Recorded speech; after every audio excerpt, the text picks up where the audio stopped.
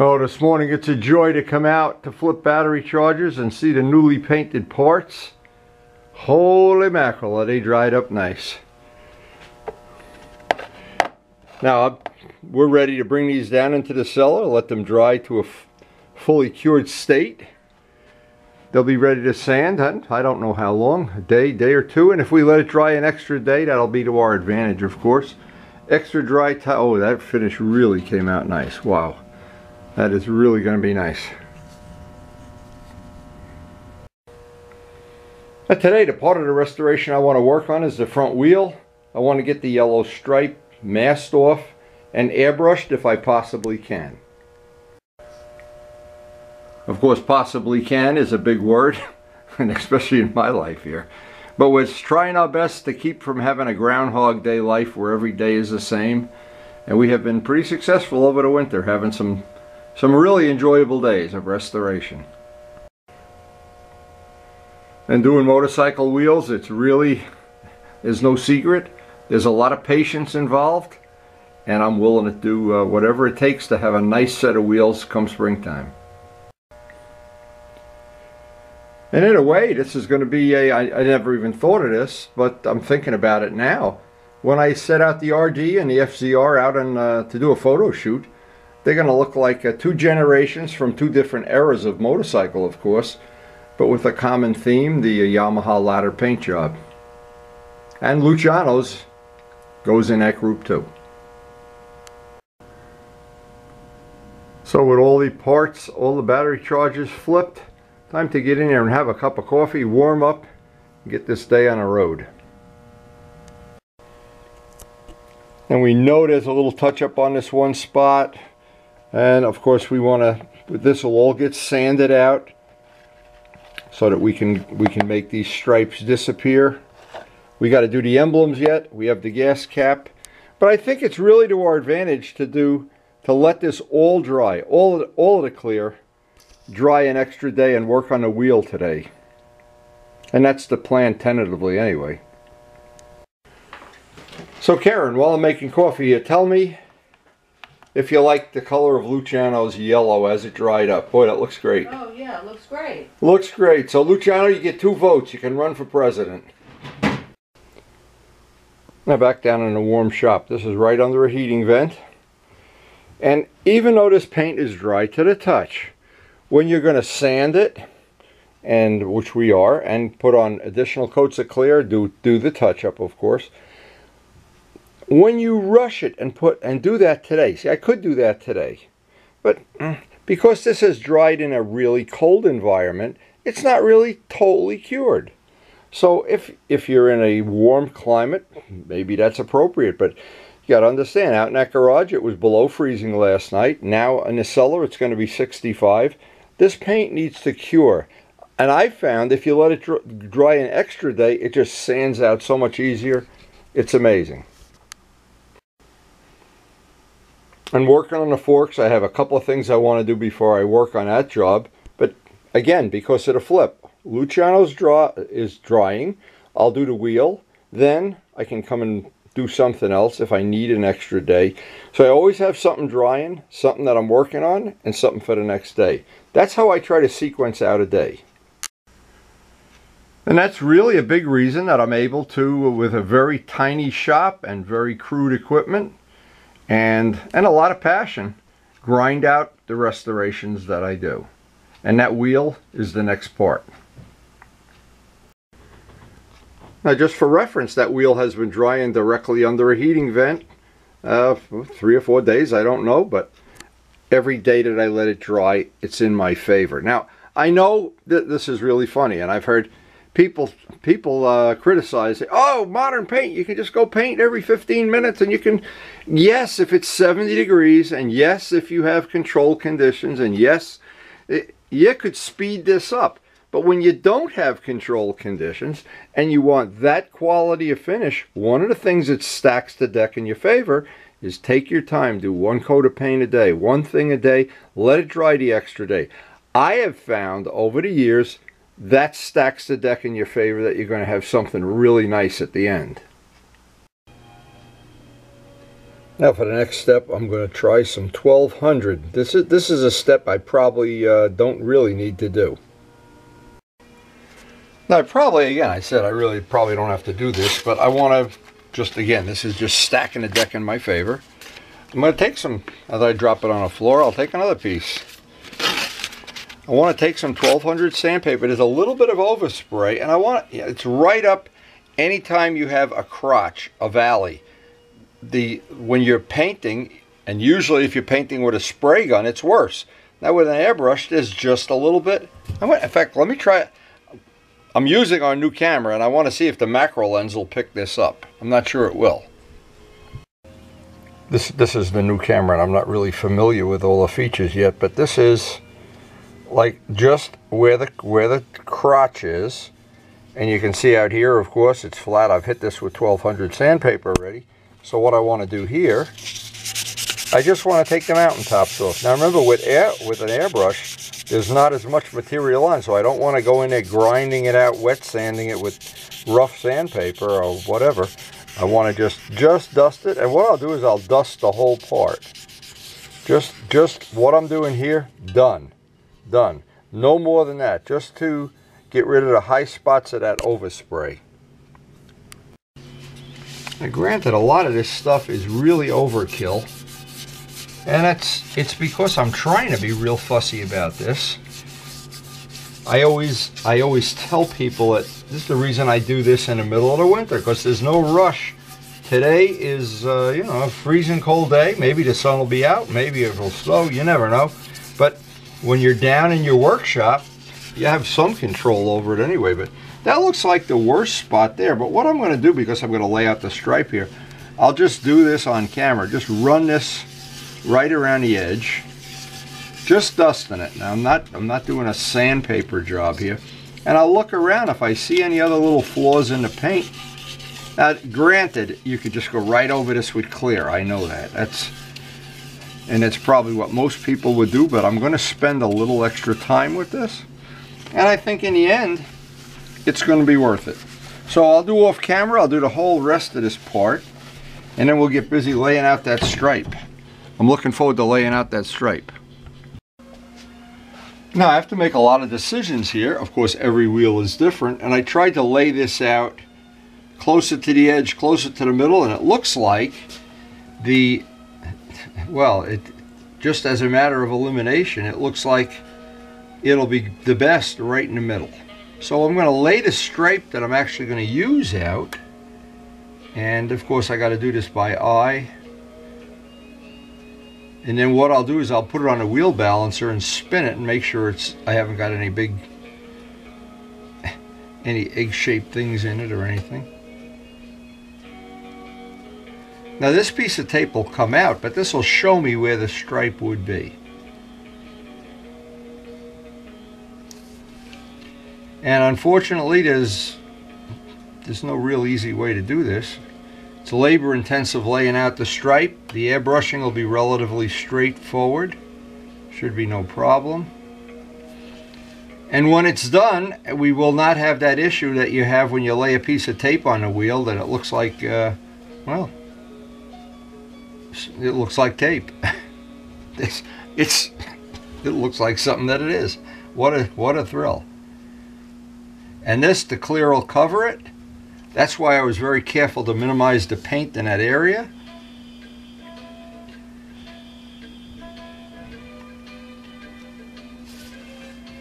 Now I understand that the first time you do this, you may have to do it more than once. And that's why we always buy extra tape, which you see me pulling it up and putting it back. It's just time consuming and labor intensive, but it's not expensive. It's not like going for something that's a ton of money.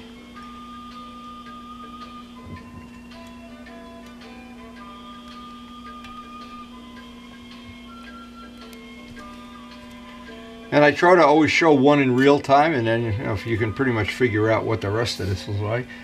But in real time, it doesn't lie without camera cuts. We'll get one on here.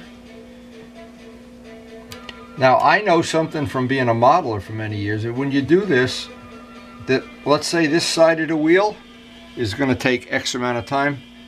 The second one you do will take a lot less, and about 3 into it, if you do 3 or 4 repetitions, they go very quickly. So when you see somebody like on Chip Foose or somebody laying out tape or bitchin' rides, they probably take the camera cuts and only take the good ones where it all went the way you wanted it to. Anyway, we do have that done. Now that's a real-time one. That's all we need to do in real time. Now we can lay out. Let me show this. Now, of course, it would be nice if the tape were a lighter color. And you notice I didn't press that down real hard, because that tape is coming up. That's only there to set the real tape that we're going to use. So now what I'm going to do is use 1/4" tape to do the inner side of this, the inside. I don't know if I'm going to be able to do 1/4" because it's going to go up on that lip, but this will give me something for the back masking to grab to, because I've got to do some back masking here. So now this is just a question of following the original paint. All I think about is paint.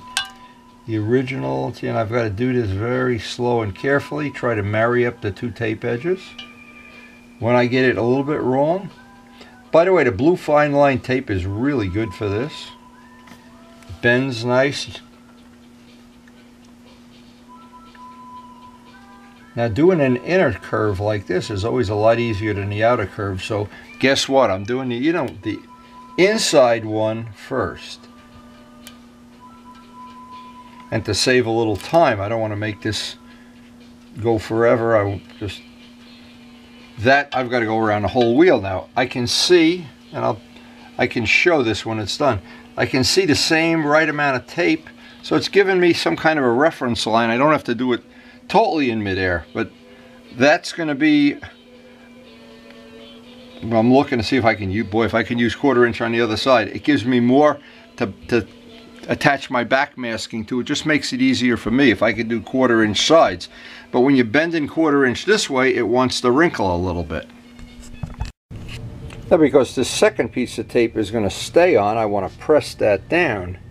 That's not coming off, and I can look as I go around the edge.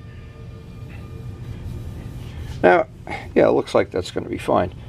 But remember, with tape, before you actually airbrush this or spray it, you can take the tape on and off as many times as necessary and use it as good practice. And you don't think, I know for sure, a lot of people are intimidated by this. If you do it enough, you just keep doing it 3 or 4 times, you'll get it perfect. Now, this is where it gets a little tricky, because we're trying to lay the tape and it goes up on an angle. And I don't know if I'm going to be able to do this effectively. Or maybe what I should do, is try 1/8" tape there and then just put an extra piece on. See, sometimes you have to do a little experimenting here. Yeah, a piece of 1/8" will go down into the valley a little bit better. That looks like what I'm going to have to do. And just to make this simple, now once I get that down, I'm trying to plan this out. Attach, and actually I have thicker tape than this. I can do this with all fine line, which would be nice. Yeah, that'll be nice. Okay, so for this particular one, getting that first, where it goes uphill, down in that valley, get the 1/8", and I'll be able to attach a thicker piece, either 1/4" or 3/8" or whatever, to that. There'll be a real problem trying to go down. You're facing down, but that'll get in there, and then once I pull up that middle strip, I can attach all my extra back masking to the edges. That should be fine. That's why it's always good to have a nice inventory of all these different thicknesses of tapes. Boy, and we bought, in the beginning of the FZR project, we bought a ton of tape. It's paying for itself in dividends right now. Now, by pulling out the middle stripe, let's see how this looks. It's very hard to see on the blue tape on the black, but the fine line tape really does give you the best edge for this kind of thing. So we just got to go back and forth until we get this stripe that we're happy with it, and we do it as if time did not exist. Anyway, now that we've got that edge down and it looks like we're pretty close, I want to press that edge down. Make sure it's pressed down good. And now start the multiple backmasking on both sides. I have to get enough backmasking because I don't want to get overspray on this. And then I'll just fill the middle with tin foil or something. I got to figure that out yet. Every wheel is a unique thing. And each one just a little bit different. And that's what makes it interesting. It's not Groundhog Day. Now sometime you have to do a little experiment with this. I tried this. I had bought this a while back. Frog tape, thinking it'd be good for exactly what I'm doing today. Well, the problem is, there's going to be some things it's useful for, but it's not sticky enough to hold on to that razor sharp 1/8 inch edge. And I know that the ordinary blue tape is a little bit stickier for this, and then I can get underneath it with some more backmasking material. I'd like to use tin foil if I can. Now that's one of the things that most people, that if they see one of the bikes that I've restored and they see the wheel stripes, they think, oh nice, where'd you get tape that color? The tape matches the bike perfect. Well, yeah, because it's paint.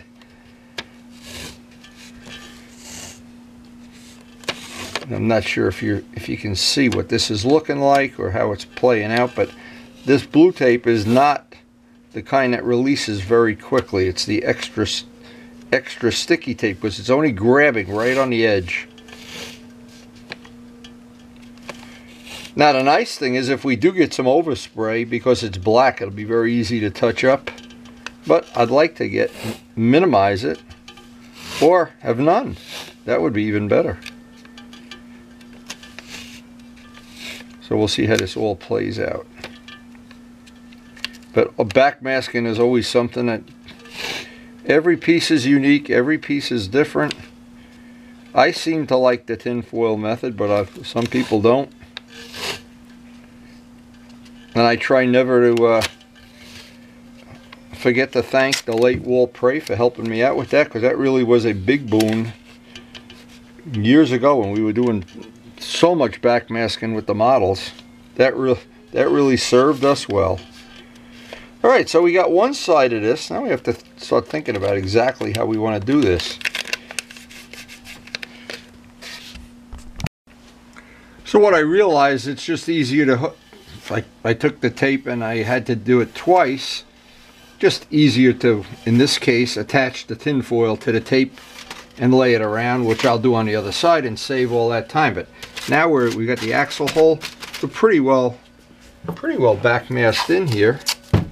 And now it's a question of the outer ridge, the outer piece here, and this will be ready for well, we got to do the other side. That went pretty straightforward though. There was no issues at all. So now, as I didn't think of this before, but the frog tape is good for doing the edges here. And if you try to bend it, you get nothing but wrinkles. If you tear off little pieces, just like that, you want them together, that'll be fine. Takes a couple more minutes more, but then everything we do takes a couple minutes more. But in the end, I think it's always worth, the things you do to take a little bit extra time always seem worth it in the end. Well, that seemed to work okay. I can just bend this around now, but when you try to, if you take this tape and try to go around that corner, well, this seems to be a good workaround. And we've got pretty much one side done here. Now, make sure that's nice and tight. This whole thing is sealed nice. By the way, this frog tape doesn't have a lot of stick to it. So there's going to be applications I can see that I can use that for. I'm looking around to see if there's any spot I missed. And I've pretty much got that. We're really not going to know until we're done, but one side in the bank. Now, whether you like it or not, what happens is once you have one side done, the second side will go a lot faster, and you don't even realize it until you look at the clock. And it's because you've found all the shortcuts. The shortcuts in this case being to get the aluminum foil attached to the tape before we backmask it. that we have the frog tape around the edge. We don't have to make that decision over and over again. So doing this side, and basically there's no reason to even do it on camera because it's going to be exactly the same as the first side. And then we're going to get on to mixing paint. I have some tricks and tips that I think you'll find worthwhile. Now here's a tip you may find handy if you work alone. Whenever you're using a wheel balancer, you can put one of these on tight. It doesn't have to be super tight. We're not really balancing a wheel here. But it's always difficult. I find it difficult because you need a third hand. If you're standing here and you're trying to press and hold, but here's a good way that I found to do it, is let it rest on the side that's already tight. That takes all the slack out of the wheel. And then you can tighten this side up pretty easy. Now the second side of this went very quickly. It seems like, for me anyway, and I guess I'm pretty typical of most people, that once you start laying tape, it's like anything else. You pick up speed as you go along. Both sides of this, we're ready to put this in a wheel balancer. And now I want to show what I think is going to be very useful information concerning paint for putting that wheel stripe on. Now, for my airbrush, what I'm trying to do, what I'm trying to accomplish is have a minimum of thickness of paint buildup that lasts 1/4 inch from the tape stripe to the outer edge of the wheel. I don't want the paint to get overly thick there. Just in case I have to touch it up, I don't want to have a big chunk missing. Now, this is a trick, a tip, whatever you want to call it, from modeling. Modelers do this all the time. I'm not sure motorcycle people do this commonly. This is paint this is the original FZR paint, and I've had it sitting. I've on purpose not shaken it up as long as I can remember. Now I'm going to try to show it gets clear at the top. So what I'm going to try to do here, I'm going to take the smaller of the two jars. This is called decanting. I want to pour off. See there's some stuff up there. See how the paint is almost clear? Now what's going to happen? At some point it's going to start to turn yellow. Well, now you can see this is what came off the top. So what I've done in essence is I'm making condensed orange juice. I've poured off some of the water. Now you can't do this indefinitely for forever, or you just wind up with pigment. You need pigment and binder, both. But because I'm only going to have a tiny stripe that I'm never going to put tape over, you would never do this if you're going to put tape over, because this paint will not really be sticking as well as, because we have less binder. But now that I have that, now I've got yellow paint that I'm going to take that out of the way. This paint actually has extra pigment in it. So what I'm going to do is stir this paint up, and in essence this is going to have a lot more pigment. And what I'm hoping to do, see, originally I would have to paint this white and then paint it yellow, and I would have a big tape buildup which I'd have to bury in clear. I don't want to bury it in clear. So this is going to allow me to cheat. Now if I were putting tape on top of this, or you might be thinking, well, why don't you just paint the whole motorcycle like this? Well, because the people that make the paint, if you were to buy this paint, you would know the binder is relatively cheap, the rest of the thinners and everything, but these things, the pigment, the yellow color, the red, extremely expensive. So it's just like making a shrimp salad. They want to make shrimp salad with the minimum amount of shrimp, that it still tastes like shrimp. Not a really great analogy since I hate all fish. Okay, so this is paint that we know I would not want to, again, paint a gas tank with this or anything, but for doing a little stripe like this, so what I'm going to do, this is decanted paint, full strength, and I'm going to take a dedicated, this is going to be my airbrush paint now, and it's only for this one job, and if I'm trying to mix enough that I can do the back wheel too, without having to go through all these gyrations again. Now, mid-temp thinner. I would not want to use the real low penetrating thinner for this job because it's going to be an issue of binder. We've got less binder in this. But that mix now, and I'll mark this with a clearly mark it, this is now decanted airbrush paint. Now, if I can show this, I don't know if, see, I'm using a new camera. This is the first day I've used this camera, so I don't know if that shows how much different the decanted paint is than the regular paint. Now, this is, again, this is an old modeling trick. So now, what I can do is just pour that back in there. And it won't really hurt it at all. Except, this is hopefully going to cover a lot quicker, and I won't have to put the base white out to get the color to match. That's what I'm trying to accomplish. It's called decanting.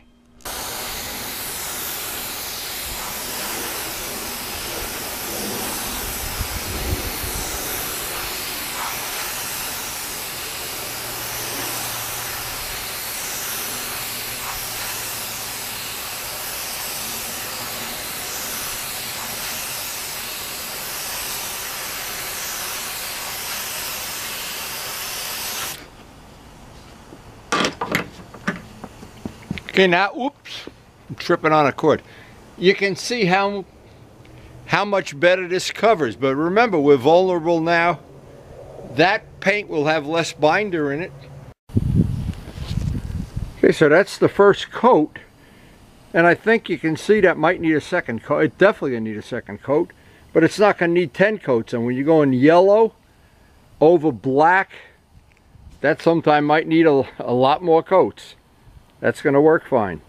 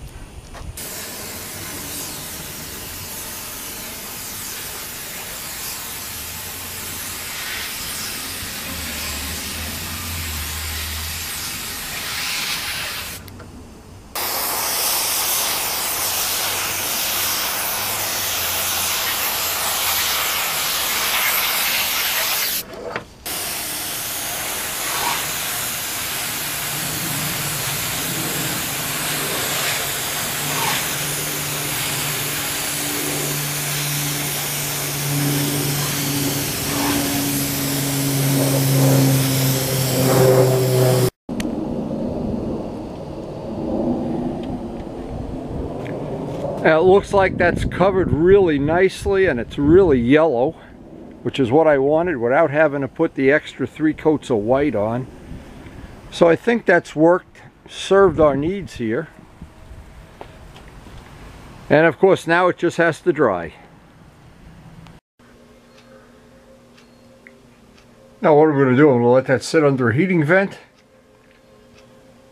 Have lunch with Karen. She's making soup up there and I'm getting hungry just smelling it. And then come down and take the back masking off and see how this whole thing played out. Now normally I would wait overnight to pull the tape, but in this case, you know, I'm kind of anxious to see it, number one, and because we have the heat on an old house like this, that heat almost never shuts off. Yeah, this is why I'm a poor man. I could be a rich man if I had insulation. Now Luciano's stuff is sitting under a heating vent for about a half a day now, and it's hardened right up. Now when I brought it in, you could see it wasn't really fully cured.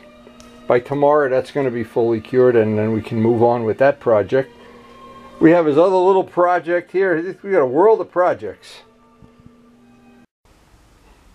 Just to mention some interesting information, virtually all of my model planes at some point in the construction used decanted paint, and I remember this yellow. A lot of decanting went on. Now on a model plane you do it for a different reason, is you need to keep the weight down. The weight is critical. On a motorcycle the weight's really not critical, but along those edges of the wheel I really did want to minimize the paint. In fact, this is one of the models that painted with a color that I came up with, It's really a Mercedes color, but we called it B25 silver in Brodak dope when that formula was made. And I'm sure you can still buy it right from Brodak's, but that's one of the formulas that I made that was unique to, well, to my modeling career.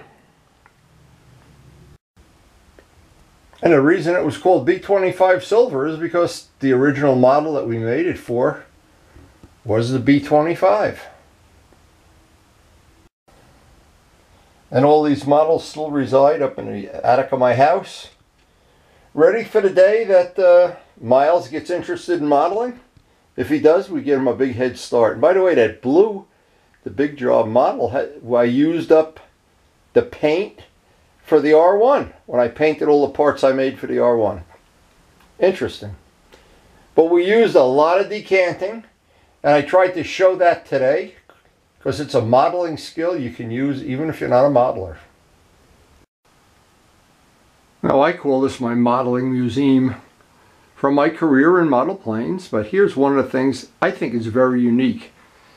I still have, and this is an oil painting that the late George Venturini, one of my really dearest friends, made for me. He took the model and made it, well, the model is a copy of the real plane of the Tuskegee Airmen, but he made me this great oil painting. And it's hard to believe we even have that same model on our model railroad. I just think that's pretty cool, pretty unique, and as Miles will confirm, we've had a lot of fun up here. And I always think, all of the fun I had with modeling, all the fun I'm having with Miles, the model railroad, everything. Some of the skills that you have doing anything, you can use in something else, and I've certainly parlayed that to my advantage. So it's been just a little less than 2 hours, and I'm going to take a chance that I'll heat this tape with a hairdryer, and the issue is always, my cellar is always less than 65 degrees, and we really don't have a way of, with a house this old, of running it to 80 degrees or something. But if you were in a warmer place, or you had, if it were summer, this would have dried in probably in 20 minutes or something. I gave it just under 2 hours, I think. I have to look at the clock.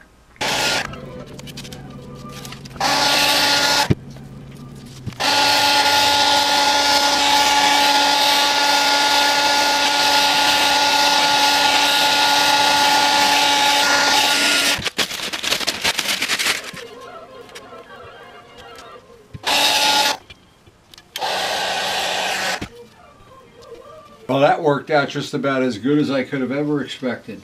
Wow.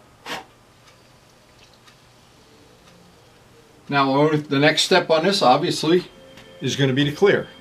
But hope you enjoyed the video, and thanks for watching.